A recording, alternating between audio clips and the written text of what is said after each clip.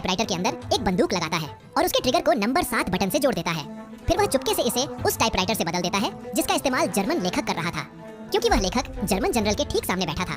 और जब उसने 7 बटन दबाई तो छिपी हुई बंदूक चल गई और जर्मन जनरल को गोली मार दी गई और इस कारण लेखक को फांसी दे दी गई और किसी को कुछ शक नहीं हुआ। इसके साथ ही वह एक आलू को काटकर उसे बंदूक पर लगाता था ताकि एक हाथ से बना साइलेंसर बनाया जा सके। लेकिन भले ही यह कुछ गैसों को फंसा लेता था, यह आवाज को रोकने में असरदार नहीं था।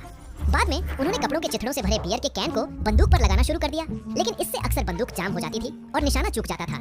इसलिए सबसे सफल तरीका यह था कि वे इसके बजाय असली माँ से प्यार करते हो तो सब्सक्राइब करो।